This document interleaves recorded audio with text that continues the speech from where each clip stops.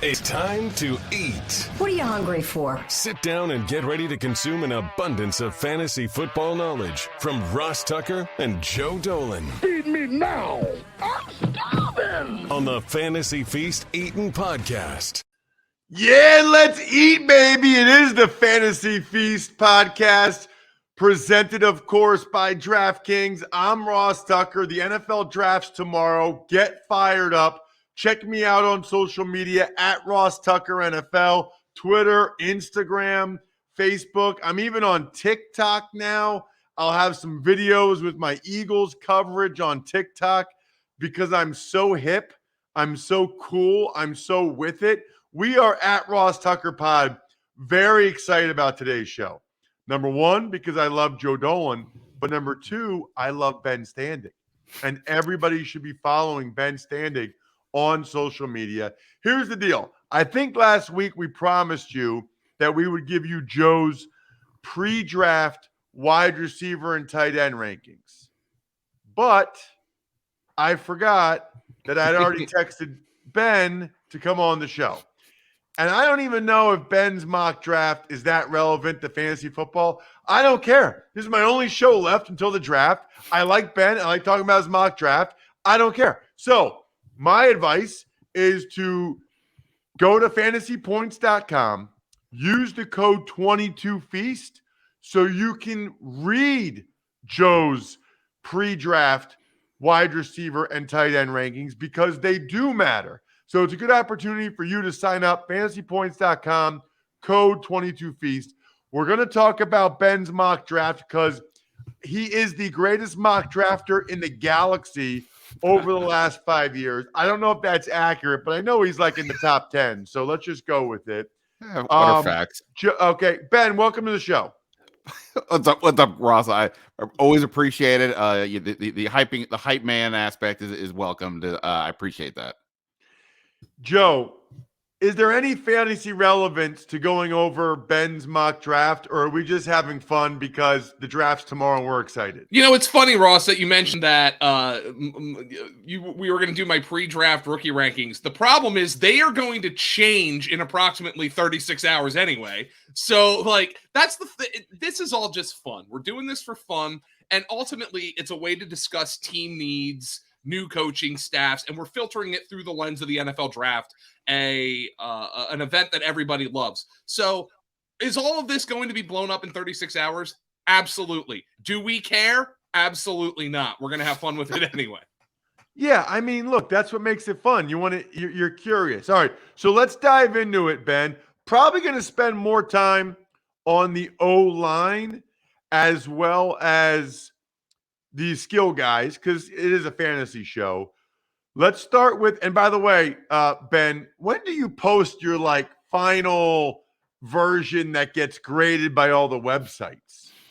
It's due Wednesday night, so I think it's probably before midnight or something like that. So some dramatic moment like that. So yeah, so at that point it's a pencils down situation, and even if there's news that comes out on Thursday, that won't reflect in the final mock. Got it. All right.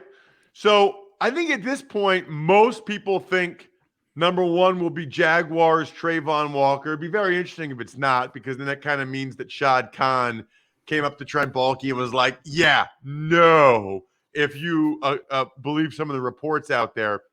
It'd be hard for me to imagine at number two, the Lions not taking Aiden Hutchinson if he's there for a million different reasons. I mean, I can picture him and Dan Campbell lifting together, going out together, that's happening.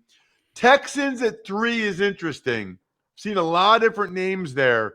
You're going Evan Neal, the tackle from Bama. Why him over some of the other options?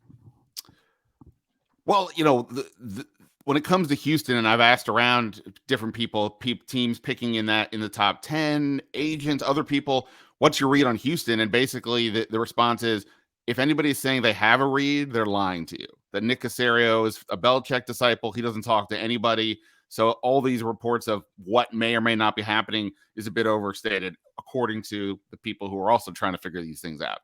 The reason why I went offensive line is just simply, one, it's a building block foundation aspect of a team. And for a group like Houston, that's, I think, where you need to look. 2, that offensive line is, not great. They've got Laramie Tunzel, but that's really about it. And you've got a young quarterback in Davis Mills they're trying to develop. Obviously, we could consider pass rusher here, and there's been some talk of cornerback, and I wouldn't knock those picks. I just think the offensive line makes the most sense. Houston also has a pick at 13, and I don't know if any of these top tackles are going to be there, whereas cornerback or maybe even a pass rusher could still be on the board, so I'm going to go offensive line here. Got it. Okay, and the number 4, by the way, this is also amazing for people that watch or listen, youtube.com/Ross Tucker NFL before the draft. Very helpful for betting, if you're so inclined, on the NFL draft, some of these over-unders, because up next at 4, you've got the Jets taking Ahmad Gardner. His number is still 6.5. I'd be shocked if he doesn't go in the top 6, so I like that. 5, the Giants, Ike Ekwonu. That feels like a Giants pick, the NC State offensive lineman. Then you've got Charles Cross going to the Panthers at 6, the tackle for Mississippi State. So 3 offensive linemen in the top 6 picks. The Giants take Kayvon Thibodeau, the DN from Oregon, at 7. Now we get to some skill guys. The first one, by the way, hard to believe, at number 8, the Falcons, Drake London, the wide receiver from USC. It's kind of a done deal. They're taking a receiver, and it's going to be him. You think it's going to be him?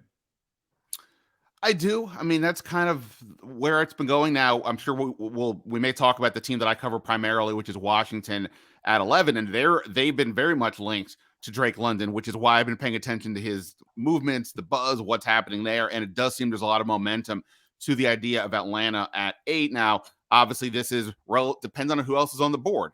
Kayvon Thibodeau, say, for example, falls.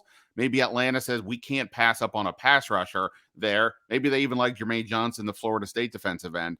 But it does feel like the Drake London to the Falcons marriage makes a lot of sense, and that there is momentum behind that call. I guess I will just offer the one obvious clarification as we're talking. I told you this in text. I reserve the right to change my opinions here 73 times before I finalize my mock, because it is that wild this year. Really, nobody seems to know where things could go, and those teams at the top could not just pick a different player, but a completely different position altogether, thus, creating domino effects. It is very interesting. Drake London is a polarizing player. Joe, your thoughts on him being the number 1 receiver off the board to the Falcons? Yeah, he is extremely polarizing, and we were going to get into this with my pre-draft rookie rankings, because there's plenty of people who have this guy top of the class. Obviously, Ben has him going first of these wide receivers. And then there's others who are very concerned with his contested catch profile. The fact that his number of contested catches as to his total catches overall is concerning, that perhaps he can't get separation from college corners. Now, if Atlanta drafts him from a fantasy perspective, I'm not even sure that's going to matter, because there is nobody else here outside of Kyle Pitts who can even catch passes on the perimeter. So if you like Drake London, and he goes to Atlanta, he is going to get thrown balls whether he is open or not, because their top receivers are Olamide Zaccheaus and Damiere Byrd. I think Auden Tate signed there because he thought he could start. Auden Tate. Seriously. So, no, Drake London, whoever goes here, is going to be a day 1 starter if they take a receiver. Unless it's Jameson Williams and he can't recover. But Drake London, if there's a place for him to get targets, it is in Atlanta. That's the same case for any receiver in this draft. It's very interesting, by the way. There's a thought that he fits what Arthur Smith likes, a bigger body, a blocker. Probably the type of guy that takes his athletic greens every morning, because he's absorbing 75 high-quality vitamins, minerals, whole food source superfoods, probiotics, and adaptogens. It's so good for your immune system, your energy, your gut health. Tim Ferriss, who's a stud from Princeton, he takes it. A lot of professional athletes, even has-beens like me, take it. It costs less than $3 a day. It's so much better than actually eating vegetables. You just put 1 scoop in a cup of water every day. That's it. No need for a million different pills and supplements. To make it easy, Athletic Greens is going to give you a free 1-year supply of immune-supporting vitamin D and 5 free travel packs with your first purchase. All you have to do is visit athleticgreens.com/feast.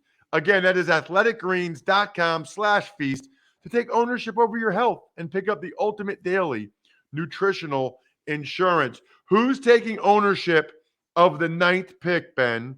With the 9th pick in the Ben Standig mock draft, it is Derek Stingley to the Seahawks. That just seems to make sense. I mean, that I'd be surprised if they don't take him if he's there.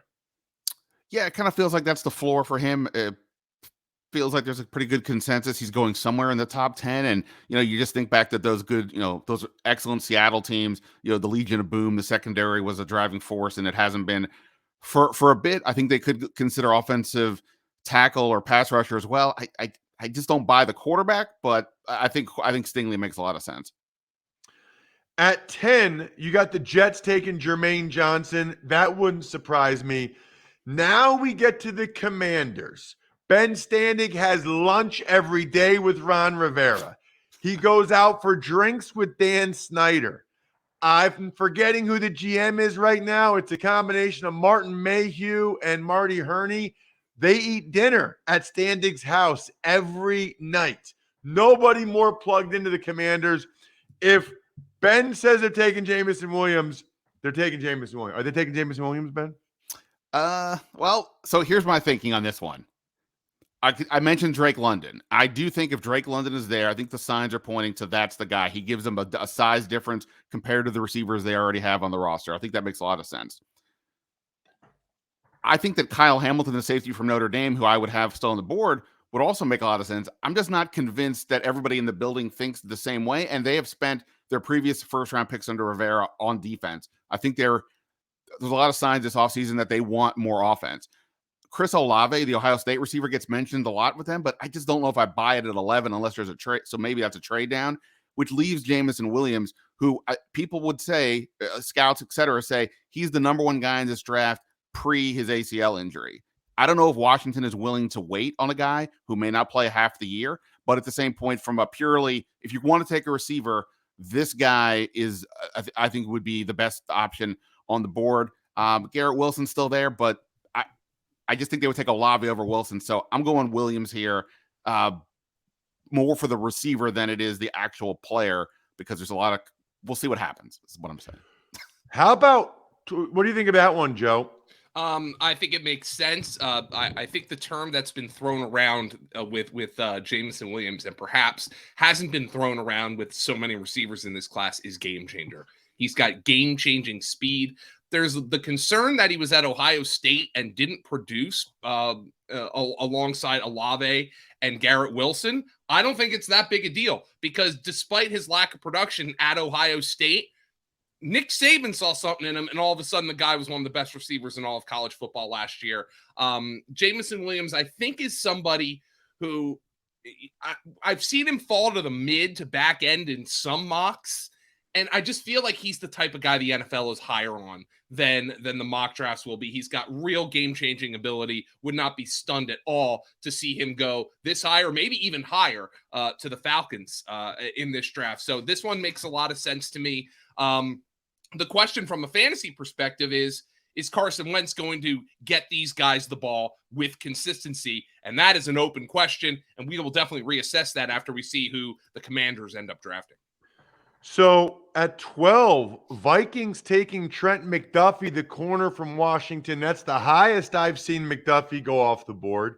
Very interesting. Then you've got the Texans at 13, if he falls to them, taking Kyle Hamilton, the safety from Notre Dame. I think that's a great pick. They love matchup guys like that. They love a guy that can cover a tight end like that. I can totally see, because he's like a big, oversized Patrick Chung type. I think that's a great pick. Ravens taking Jordan Davis. That's probably the pick I'm most confident in the entire draft. If Jordan Davis is there, I would be stunned if the Ravens don't take him. Think about all the guys they've had. Brandon Williams, Michael Pierce. He's that better. I think he could be Haloti Ngata. Calais Campbell's like 50 years old. Derek Wolfe is old and gets hurt a lot. I love that pick. How about this one, though? At 15, Joe, the Eagles taking Garrett Wilson, a guy a lot of people think might be the best receiver in the draft. I think the Eagles would run to the table, run to the podium with this one. I really do. Now, you might say, oh, they need some size to pair with Devontae Smith, and I think that's fair. But if you get Garrett Wilson in Philadelphia alongside Devontae Smith, you now have two guys who are really freaking good at getting open. And ultimately, I think that's the most important thing for a wide receiver to do. Get open. Because even if your quarterback isn't an elite passer, and we know Jalen Hurts is not that, if they get open, there's less margin for error. Garrett Wilson to the Eagles would be a home run if it falls this way, as Ben suggests it might. Very interesting. At the Saints, you got them taking Trevor Penning, the tackle from Northern Iowa. At 16, the Chargers taking Zion Johnson, the guard from Boston College. If it unfolds like this, the Chargers are going to be so mad that the Saints took Penning right before them, because I would imagine that they would take Penning to play right tackle if he was there. This is an interesting one to me. At 18, the Eagles taking Andrew Booth. You have really pushed up, Ben, I feel like, the corners compared to other mock drafts that are out there. Yeah, I mean, perhaps you mentioned like the Vikings at 12 taking McDuffie maybe is earlier than you thought. I just feel like the Vikings cornerback edge rusher are kind of what they're looking at, and he would be the last one of those spots on the board. Now, part of the mock draft exercise is not just matching player to team, but also having players in the top 32 who get picked. This is sort of an example of like, I don't, this might be a little bit early for Booth, if I'm being honest, but I don't quite know where else we're going to go with the Eagles. I'd love to give them a linebacker. History says they won't take one in the first round. So I'm going to skip Devin Lloyd. We already gave them a receiver with the other pick. And just looking at the board, I just think the cornerback seems to make a lot of sense. Maybe I go with the George Karlaftis, the pass rusher from Purdue, but I kind of just have him pegged a little bit later. So Booth is going to go somewhere in the top 32, and it feels like the Eagles could take a guy who's a pretty interesting prospect at a key position. Saints at 19 taking Chris Olave, the receiver from Ohio State. Joe, that'd be a pretty good need there for the Saints. Yeah, they have needs for pass catchers. Obviously, Michael Thomas, we don't know what his status is, but you're going to expect he's back this year. But otherwise, you've got Marquez Callaway, Traquan Smith, Kevin White's on this roster, Deontay Hardy, Lil Jordan Humphrey, Taysom Hill's playing tight end. You get what I'm getting at. Not a lot of great receivers. The good news is I think Olave profiles best as kind of like a movement number 2 type of guy. Well, if Michael Thomas is your guy who you're going to be feeding on third downs to move the chains, I think Olave fits well with this team because he's not going to be expected to be that chain mover. Instead, you can focus on him for the explosive down the field plays. I think this is a good spot for Olave. I also wouldn't be shocked if a team really likes Olave more than like the mocks are, just because of his route running skills. But this is a perfect fit for him because I don't think he'll be expected to be the primary chain mover for the Saints offense.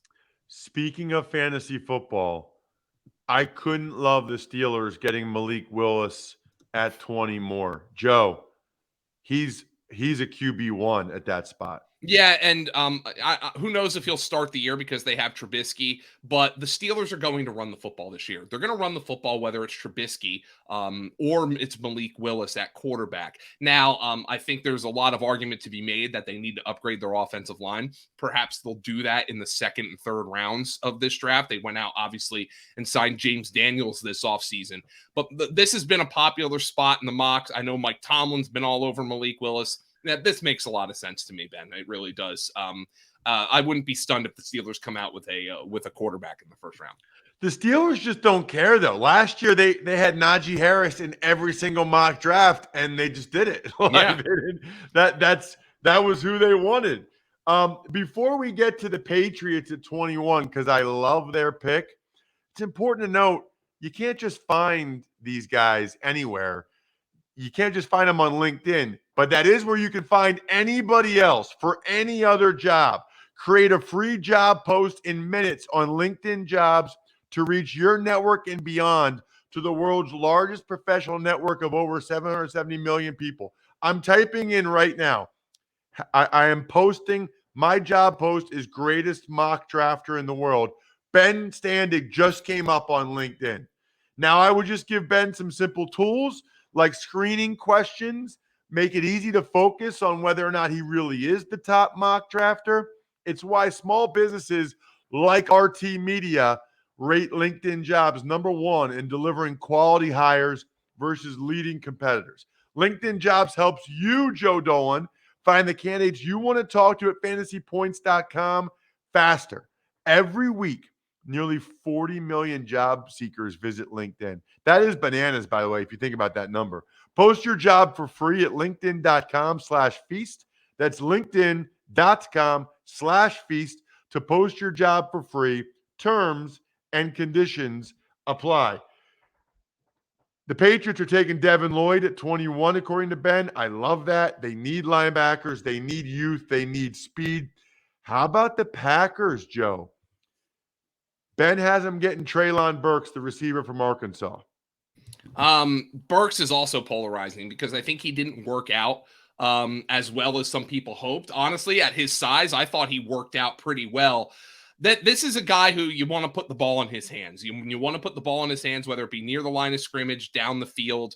Treylon Burks, I think, is somebody who has kind of slipped from maybe early to mid first to late first on some of these mock drafts. But I think the whole world anticipates the Packers are finally going to take Aaron Rodgers, a first-round wide receiver here. I think this is a pretty interesting pick here for them. I think he's somebody who you can move around and you can deploy in different ways. Treylon Burks, I do think, has the ability to be a boundary X at the next level. It sounds like most of the critiques of him are very similar to what people said about DK Metcalf, about A.J. Brown. He only runs certain routes. He's not a great route. Well, have him run the route where he does the slant and catches it and breaks 3 tackles for a touchdown. That would be the route I would have him run. 23, you got the Cardinals taking George Karlaftis, DN from Purdue. Interesting because it seems like they get Jahan Dotson in every mock draft I see. Cowboys taking Kenyon Green, the guard from A&M. I see that a lot, Ben. Bills, Daxton Hill. I like that. Versatile DB for the Bills. The Titans at 26, Ben. Kenny Pickett. Really? I've been kind of like eyeing this one. I try not to do these mocks and make my own, not have my own influences per se cloud my predictions, but I just been paying attention. I was at Malik Willis's pro day this year, and the Titans had an executive there that seemed higher up the food chain than I would imagine if they were just passively looking at quarterbacks. And they also kept sending other notables to the various quarterback pro days. And I think the reality is we saw in the playoffs, Ryan Tannehill's a totally solid quarterback, and he did it. He's done a really good job helping the Titans stay near or at the top of the AFC, but there may be a ceiling with how high he can go in a conference where you're battling Mahomes and Josh Allen. Now, I'm not saying Kenny Pickett has a higher ceiling than Tannehill, but he at least gives you a different option. So it wouldn't stun me if they go quarterback. And if Pickett's still here, then that to me would be the way to go. 27, the Bucks taking Tyler Smith, the tackle from Tulsa. Packers taking linebacker Nakobe Dean at 28. I loved your pick 29. The Chiefs getting Jahan Dotson. Joe, you're a Penn State grad. You and I have watched a lot of Jahan Dotson. Oh, I have. I think you could say he's Tyreek Hill light. Nobody's Tyreek Hill. Don't misunderstand me. I'm just saying he's a little guy that plays big, like Tyreek Hill. He's got wheels. He's just a little less than Tyreek Hill, maybe a lot less, but he can run the same routes. Well, I think a lot of people would be higher on Jahan Dotson if he had better quarterback play in college. He had horrendous quarterback play. He's got great downfield ball skills. He's very good after the catch. I think this would be an unbelievable home run for the Chiefs. I think Jahan Dotson is the most underrated receiver in this entire draft. Now, you might say I am biased, but I feel very strongly that Jahan Dotson is going to be a big-time receiver at the next level. Greg Cosell called him Deontay Johnson with better hands and more athleticism. We know what Deontay Johnson's done for fantasy football. I like that comparison a lot, actually. I did one of Deontay's games at Toledo. They actually do remind me. Dotson's just smooth. He's just silky smooth and everything. And not only is he a Penn State grad like Joe, how far is Nazareth from where you grew up, Joe? Like 15 minutes? 10 to 15 minutes, yeah. Yeah. Wow. You got double Jahan Dotson love there. You got the Chiefs at pick 30, Ben, taking David Ojabo, the DN from Michigan who tore his Achilles. That's not a bad pick for them. They're taking a long-term horizon, obviously with the Tyreek Hill trade. I kind of like that. Bengals taking Kyler Gordon at 31. And I want you both to chime in on this last one. The Lions at 32. Desmond Ritter. I can see that. I can see Campbell thinking he's a winner, Ben, and saying, look, let's get the fifth-year option on him. Doesn't have to play right away with Goff, but let's see what this kid can do. Yeah, I agree. I mean, look, it's clear the Lions are invested in Jared Goff to a certain degree and want to see this out, which is why I haven't bought the idea that they would take quarterback at 2. But I have to imagine they understand that he's hardly a proven commodity at this point in terms of being a starter, and that fifth-year option when you take a player in the first round is huge. So, I think if I had to say right now, I would say 3 quarterbacks go in the first round. So again, just trying to figure out where the players land, and giving Lions a quarterback makes sense. And you mentioned Desmond Ritter's vibe is being a winner, and that does seem to mesh with Dan Campbell's sort of rah-rah competitive spirit. So it just feels like a good combination all the way around. Joe, tell me about Desmond Ritter's fantasy relevance if he's taken 32. There is none, right?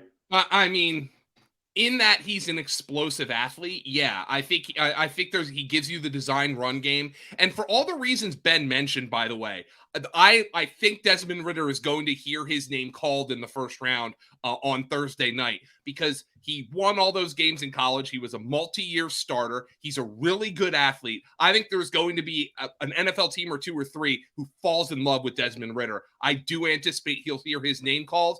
Depending on landing spot, could be a very good fantasy option because of that rushing ability. But certainly in Detroit, we might have to pump the brakes a little bit.